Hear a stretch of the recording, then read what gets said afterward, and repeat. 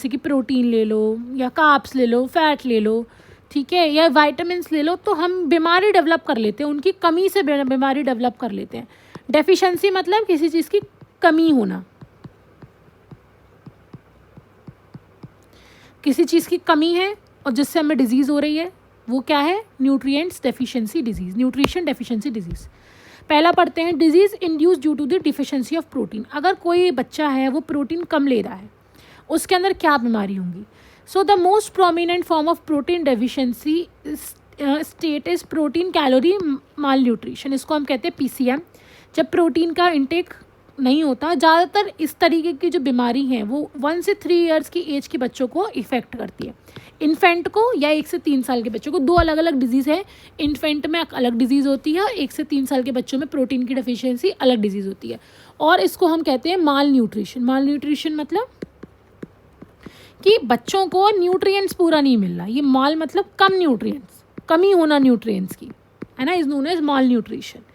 ठीक है, तो दो डिजीज़ हैं, एक है मेरिस्मस, क्या है? मेरिस्मस। एक है किशोरकर डिजीज़, है ना, दो है, मेरिस्मस एंड किशोरकर। हम क्या है ये मेरिस्मस? क्या है? क्रॉनिक डिजीज़ है which result due to the deficiency of total energy intake. Protein की कमी से ये डिजीज़ होती है। Protein and energy reserve of the child get depleted. बच्चे में एनर्जी नहीं रहेगी और बेसिकली उसका स्ट्रक्चर भी चेंज सा हो जाता है। इसलिए मैंने आपको अच्छे से समझाने के लिए ये ऐड किया, जिससे हम अच्छे से समझ लें। पहली बात, क्वेश्योरकर एंड मेरिस्मस दो अलग अलग तरीके की डिजीज़ हैं। दोनों किससे हो रही हैं? दोनों किससे हो रही हैं? प्रोटीन की डेफिशिएंसी से, प्रोटीन की कमी से दोनों डिजीज़ हो रही हैं, लेकिन दोनों अलग हैं। समझ में आया? क्लियर है? अब हम पढ़ते हैं कि किस डिजीज़ में क्या होता है। एक बार फिर मैं चेक कर लेती हूँ। ठीक है, हम देखते हैं कि किस डिजीज़ में क्या होता है। क्वेश्योरकर डिजीज़ जो है ये किसकी वजह से होती है? प्रोटीन की डेफिशिएंसी से। और मेरिस्मस किस वजह से होती है? कैलोरीज मतलब कार्ब्स और प्रोटीन दोनों की डेफिशिएंसी से। ठीक है, समझ में आया? It occurs between 6 month to 3 year. कोई बच्चा 6 महीने से 3 साल के बीच का है, उसको क्वेश्योरकर डिजीज़ हो सकती है। लेकिन मेरिस्मस डिजीज़ किससे होती है? जो इन्फेंट है, 1 साल से छोटे बच्चे को, मतलब 1 मंथ ले लो, 1 मंथ से 12 मंथ का। आप एक काम करो, इसको ऐसे लिख सकते हो, अप टू 12 मंथ। 12 महीने से छोटे बच्चे को कौन सी डिजीज़ होती है? मेरिस्मस डिजीज़ होती है, याद रहेगा। Subcutaneous fat is preserved. देखो, मतलब जो स्किन के नीचे का फैट होता है वो रहता है। इसमें जो स्किन के नीचे का फैट होता है वो भी हटना चालू हो जाता है, not preserved. Oedema is present. Oedema एक स्किन प्रॉब्लम है। देखो आपको दिख रहा है ना, एक इची रैश है। ये ओडिमा प्रेजेंट होता है क्वेश्योरकर डिजीज़ में, कि बॉडी पर रैश भी दिखेंगे। और मेरिस्मस में क्या होगा? मेरिस्मस में ओडिमा नहीं होता, आपको कोई रैश नहीं दिखेगा बॉडी पे। ठीक है, जो क्वेश्योरकर डिजीज़ होती है उसमें जो लिवर होता है बच्चे का, है ना, वो बढ़ जाता है, उसका साइज़ जो है वो इंक्रीज़ हो जाता है। फैटी लिवर समझ लो, या जो साइज़ है लिवर का वो बढ़ जाता है। ठीक है, इसमें लिवर का साइज़ नहीं बढ़ता, किसमें? हमारा मेरिस्मस डिजीज़ में। ठीक है, कोई लिवर का साइज़ नहीं बढ़ता। Ribs are not very prominent. Ribs आप देख नहीं सकते कि बाहर से आपको रिप्स दिख रही हैं, ऐसा नहीं हो रहा। लेकिन आप दूसरे हैंड पर देखो, जो हमारा किशोरकर डिजीज़ है उसमें रिप्स नहीं दिख रही हैं, लेकिन जो मेरिस्मस है आप उसमें रिप्स को साफ साफ देख सकते हो। इतना बच्चा पतला हो जाता है। ठीक है, जो किशोरकर डिजीज़ में उससे बच्चों को थकान महसूस होती है। ठीक है, ribs become very prominent, alert and irritated. इसमें इरिटेशन रहती है, इसमें थकान रहती है, लेथार्जिक फील होता है। ऑन द अदर हैंड जो मेरिस्मस है उसमें बच्चा जो है वो इरिटेट रहता है। ठीक है, muscle wasting mild and absent. Muscles की डिग्रेडेशन नहीं होता इसमें ना। मसल्स देखो, हाथ के मसल्स देखो कैसे हो गए, तो मसल्स बिल्कुल ख़त्म होने लगते हैं मेरिस्मस में, लेकिन ऐसा नहीं होता, है ना। एक और चीज़, प्रोट्यूडिंग बेली भी होती है। आप देख सकते हो ना, इस बच्चे का पेट सा निकला हुआ है, तो प्रोट्यूडिंग बेली मतलब निकला हुआ सा पेट होता है। बेली बटन जो होता है वो निकला सा होता है, किसमें? किशोरकर में। बट ऐसा मेरिस्मस में नहीं होता, है ना। इसमें बच्चे की पुअर डाइट होती है, इसमें बच्चा खाता पीता ज़्यादा नहीं है। लेकिन जो मेरिस्मस में इसमें बच्चा खाता है लेकिन इसको खाना नहीं लगता है। ठीक है, the people suffering from kwashiorkor needs an adequate amount of protein. इस टाइप में क्या होता है, जब बच्चे को ये बीमारी है तो उसको ज़्यादा से ज़्यादा प्रोटीन का खाना खाना चाहिए ना, डॉक्टर से लिखवा के प्रोटीन शेक्स, प्रोटीन चीज़ें, ठीक है, ठीक है। इसमें समझ में आया। वूंड हीलिंग भी अच्छे से नहीं होती, अगर लग गई तो बहुत दिनों तक जो वूंड है वो हील नहीं होगा। इसमें जो बोन्स हैं वो भी वीक हो जाती हैं, ठीक है। जो फैट है, जो स्किन के नीचे फैट है वो भी डिग्रेड होने लगता है, कम होने लगता है, और स्किन भी बहुत लूज सी हो जाती है। उस रिप्स सबको साफ साफ दिख सकती है, बाहर आपको रिप्स दिखेंगी। The person for suffering from a marasmus needs a adequate amount of protein, fat and carbohydrate. इसमें हर चीज़ की डेफिशिएंसी है। बच्चा प्रोटीन, फैट, कार्बोहाइड्रेट तीनों चीज़ नहीं ले रहा तो उसको मेरिस्मस हो जाएगी। क्लियर हुआ? अब आपको समझ में आ गया होगा अच्छे से। Clear? Condition mainly effect individual with inadequate calorie. Calorie का क्या मतलब है? फैट, कार्ब्स और प्रोटीन, कुछ भी सब चीज़ों की कमी है तो ये मेरिस्मस डिजीज़ हो जाएगी, सॉरी क्रिशियोरकर डिजीज़ हो जाएगी, ठीक है। बेसिकली क्रिशियोरकर जो है वो प्रोटीन डेफिशिएंसी से है ना, और ये इसमें सब चीज़ की डेफिशिएंसी है मेरिस्मस में, ठीक है। रिलेटिव देखो, रिलेटिव प्रोटीन डेफिशिएंसी, ठीक है। अब नेक्स्ट हम पढ़ते हैं disease induced due to the deficiency of vitamins. Vitamins की कमी से जो बीमारी हो रही है हम उसके बारे में पढ़ते हैं। Vitamin deficiency in children, adolescent, pregnant, lactating women, किसी के अंदर भी हो सकती है, ठीक है। लैक्टेटिंग वुमेन के अंदर भी हो सकती है, और ओल्ड एज के जो पर्सन होते हैं, जो सीनियर सिटीजन्स हैं, उनके अंदर भी हो सकती है ना। डेवलपमेंट कंट्री में कॉमन है क्योंकि खाना तो सब खाते हैं लेकिन न्यूट्रिशन खाना नहीं खाते हैं, ठीक है। वाइटामिन्स हमें पता है 2 कैटेगरी की होती है। फैट सॉल्युबल होती हैं जैसे कि A, D, E, K। Water soluble होती हैं जैसे कि B और C कॉम्प्लेक्स। समझ में आया?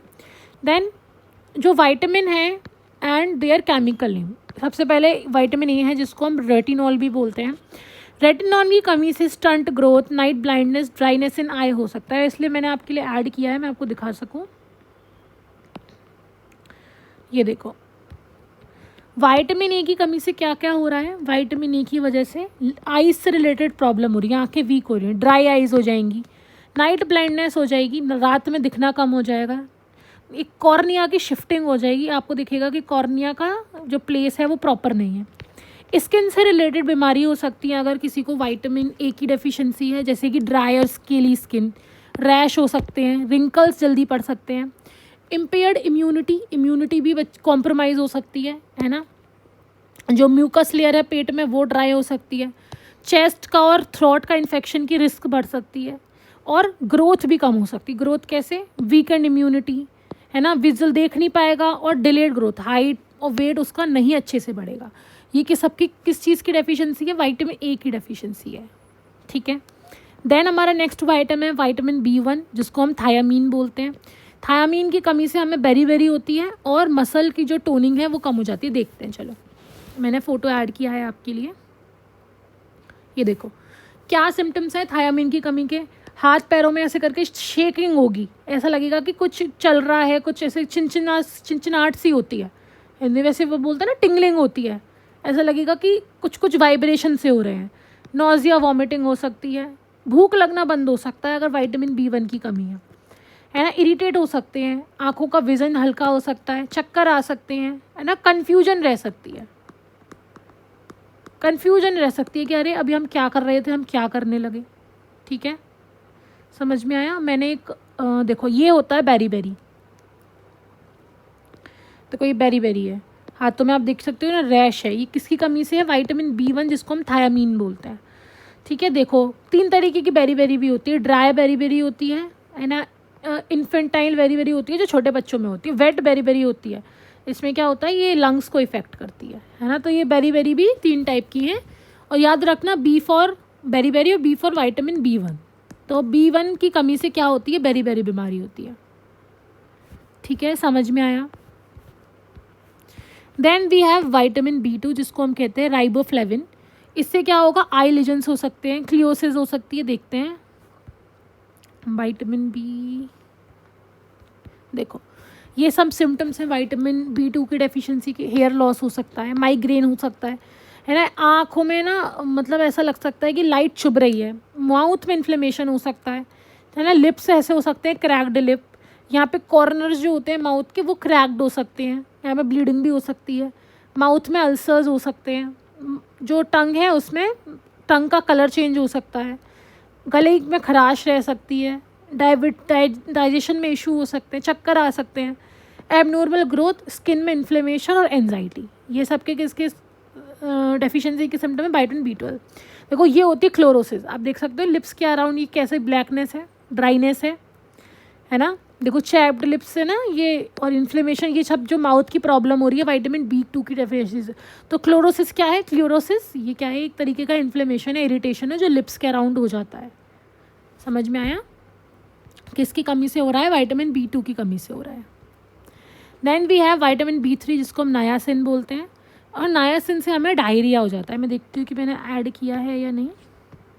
देखो नायासिन बोलते हैं कैसा, देखो 3 चीज़ें आपको याद रखनी है विटामिन D3 के लिए। 3 आ रहा है ना, तो D ये B3 है तो आपको 3 Ds याद रखनी है। क्या? देखो क्या होता है, डर्मेटाइटिस हो जाती है, मतलब हमें सन से इतनी इरिटेशन हो जाती है कि हमारे शरीर पे बर्न हो जाते हैं, है ना, फोटो सेंसिटिव हो जाते हैं, लाइट पड़ते ही हमारी बॉडी में एलर्जी सी होने लगती है। वो किसकी कमी है? विटामिन D3 की। Then B3, sorry not D3, B3। Diarrhoea, loose motion हो जाते हैं, डिमेंशिया, ये सब क्या है? ये सब कॉज है विटामिन D3 की डेफिशिएंसी से, है ना। समझ में आया? क्लियर? देखो ये सब आप, मैंने इसलिए वजह से फ़ोटो लगाया था। देन नेक्स्ट पढ़ते हैं जो कि विटामिन B5 है, जिसको पेंटाथोइक एसिड बोलते हैं या पेंटाथोनिक बोलते हैं, थैनिक। इससे डर्मेटाइसिस हो जाती है, एडेनल हो जाता है, मतलब स्किन की प्रॉब्लम हो जाती है, ठीक है। Then we have B6, we have pyridoxine, है ना। देखो B6 का हम होगा B6।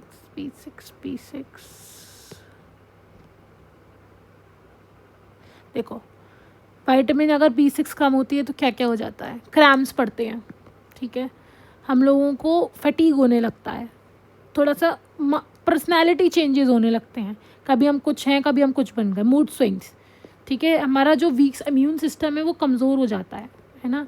हम लोग की बॉडी पर रैश भी हो सकते हैं, ठीक है। लिप्स के अराउंड ये क्रैक भी हो सकते हैं अगर विटामिन B6 की डेफिशिएंसी है तो।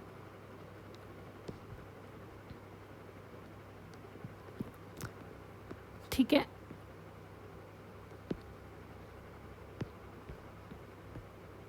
ठीक है। देन वी हैव बायोटिन, जिसको हम B7 बोलते हैं। हमको पता है कि बायोटिन हेयर के लिए बहुत अच्छी होती है। बैक्टीरियल और फंगल इन्फेक्शन हो सकते हैं ना, वीक हेयर की, और हेयर फॉल भी हो सकता है ना। स्किन के लिए भी बायोटिन ज़रूरी होता है, ठीक है। देन वी हैव B9, जिसको हम फॉलिक एसिड बोलते हैं। B9 की कमी से हमें अनीमिया और डायरिया हो सकता है। देखते हैं, मैंने B9 ऐड किया है, ये देखो क्या होता है। B9 रिक्वायर होता है हमारी रेड ब्लड सेल को बनाने के लिए। अगर B9 नहीं है और B12 नहीं है तो RBCs जो है वो नहीं अच्छे से बनेंगी और हमें खून की कमी हो जाएगी, जिसको हम अनीमिया भी कहा जाता है। देन DNA की सिंथेसिस में B9 की ज़रूरत होती है, RNA और DNA बनती है रेप्लिकेशंस में। फीटस, कोई लेडी प्रेग्नेंट है तो फीटस के डेवलपमेंट में B9 की ज़रूरत है। और ओवरऑल वेलनी, हमारे कार्बोहाइड्रेट्स को ग्लूकोज में कन्वर्ट करने के लिए, एनर्जी बनाने के लिए भी हमें विटामिन B9 की नीड है। देन वी हैव B12, जिसको हम साइनोकोबालामाइन भी बोलते हैं। दैट इज़, इससे पर्शी से अनीमिया होता है। विटामिन B12 से भी मैंने ऐड किया है B12 का।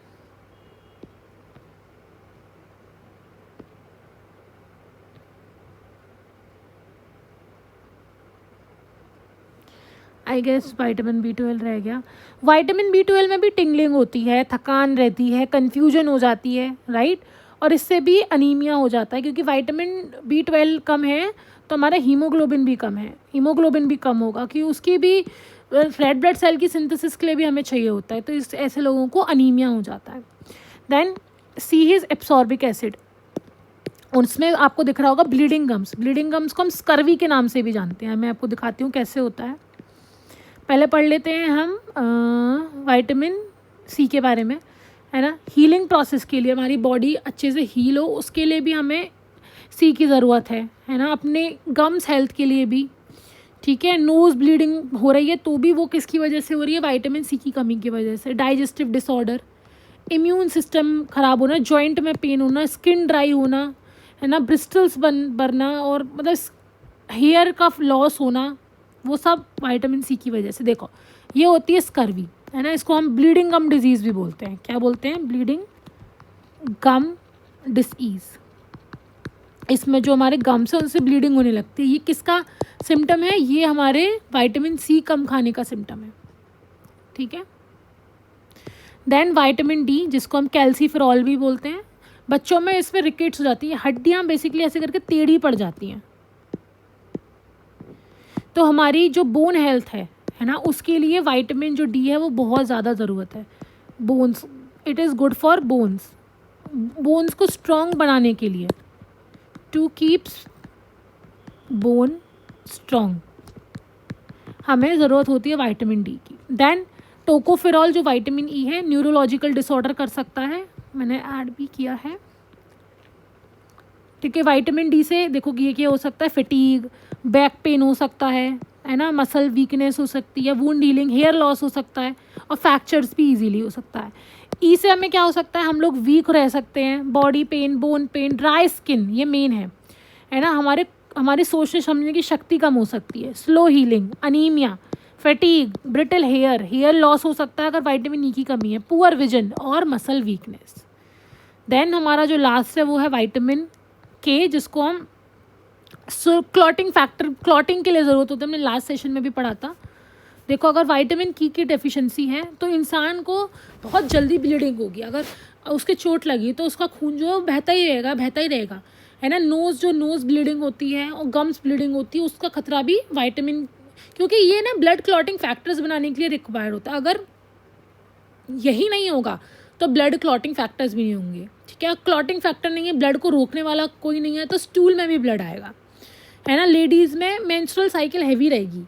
देन कट्स और कुछ भी चोट लग रही है तो खून बहता ही रहेगा, और बोन्स भी बहुत वीक हो जाएंगी, और इंसान का जो फ्रैक्चर है वो ईजिली हो जाएगा। समझ में आ गया? तो आज के लिए बच्चों इतना ही, हमने सब विटामिन्स की डेफिशिएंसी डिजीज़ पढ़ ली हैं। आगे हम मिनरल्स पढ़ेंगे, ठीक है, और अपना ये चैप्टर ख़त्म करेंगे, ठीक है। सो आज के लिए इतना।